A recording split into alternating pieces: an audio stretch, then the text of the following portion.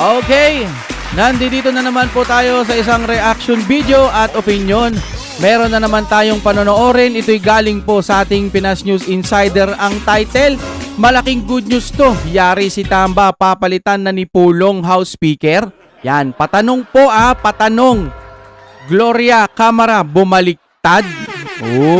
Patungkol po dyan ang ating pag-uusapan at bibigyan po ng reaction at opinion. Simulan na natin.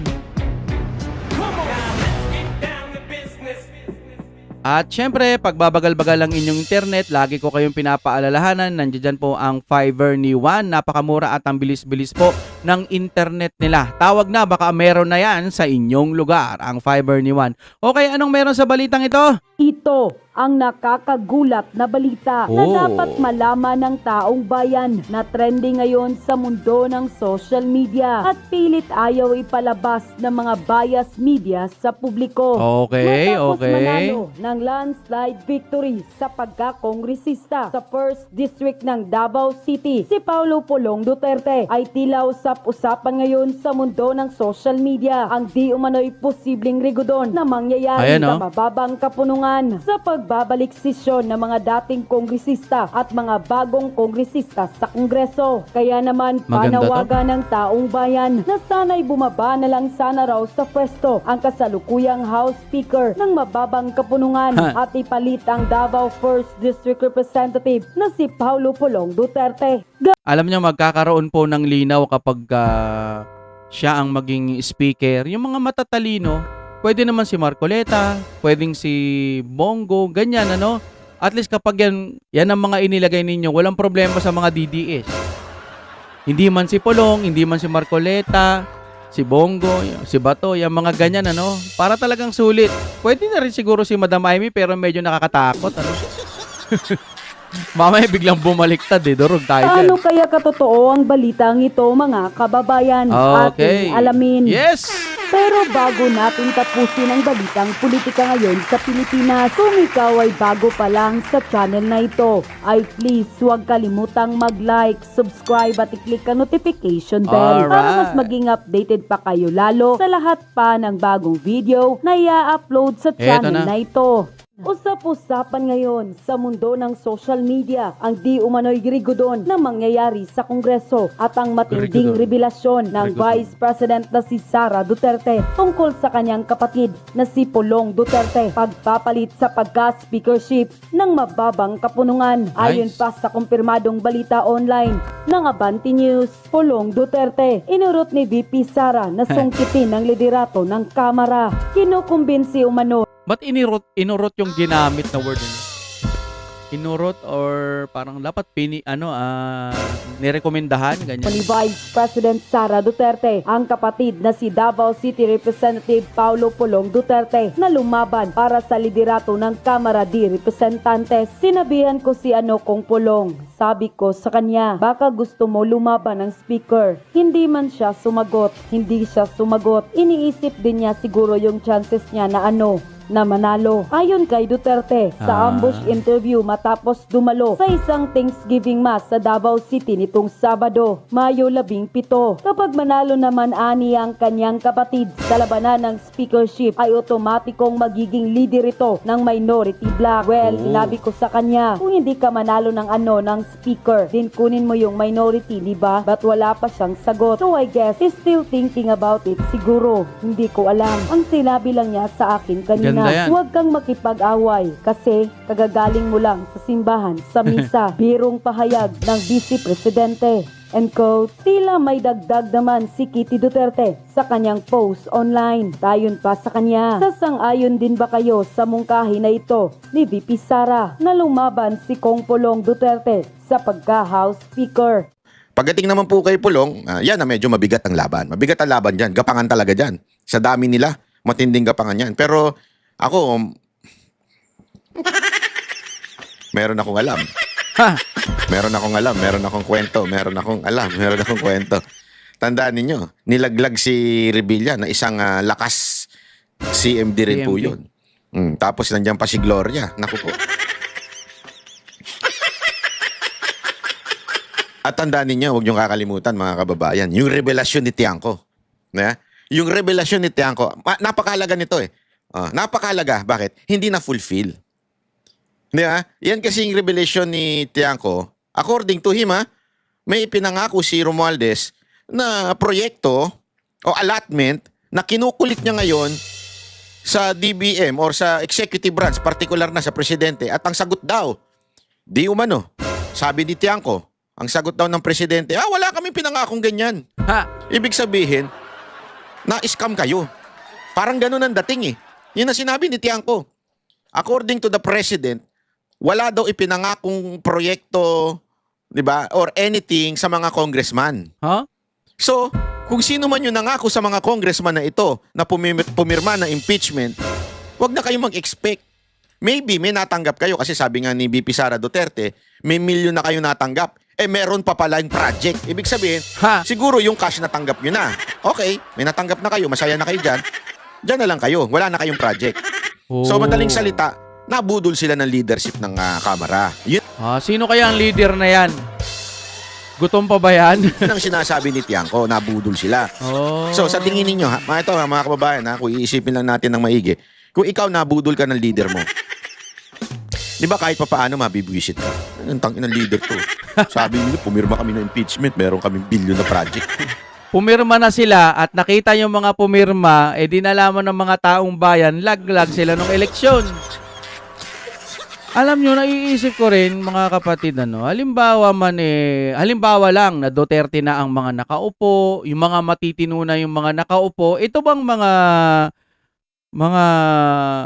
salot sa lipunan, yung mga mapapatunayang may mga ginawang kalokohan, yung mga kumain ng libo-libong bilyong pera, no? Bilyong pera, ipinamigay, ipinamundmod ng wala sa ayos. May pananagutan kaya sila pagdating ng panahon? Sa totoo lang, kahit ngayon sana'y may pananagutan sila. Pero hindi natin makita kung pananagutan nga nila yung mga kasalanan nila. Kasi yung namumuno natin, mukhang walang nakikitang ganun. Pero sa mata po ng mga tao ngayon, masyado ng mulat yung ating bansa. Pwede nang makita nila kung ano yung mga hindi magaganda, may mga nag-news na. Kung dati mga bias media lang, nilalason tayo ng mga bias media na ito pala yung mga balita. Ngayon hindi na ganon. Mag-load ka lang, mag-internet ka lang, nandiyan sila Banat Bay. Of course, itong channel din natin at iba pa po na mga naglalabas, yung mga tunay, Kasi yung iba, super fake news po sila eh. Fake news pa eh. Actually, minsan, mga vlogger, pag ayaw nila ng balita, ayaw nila ng mga magagandang balita patungkol po sa mga Duterte, sinasabi nilang fake news kahit hindi naman fake news, Sana mapanagutan ng mga kurakot kayan yung mga ginawa nila. Pag umupo ang mga Duterte, sana trabahuhin po ng mga Duterte na unang lipunin lahat o kaya alisin lahat ng mga kurakot. Pagkatapos nilang alisin, panagutin, ikulong sila ng habang buhay. Kasi pag malalaya din yan, gagawa na naman, didiskarte yan.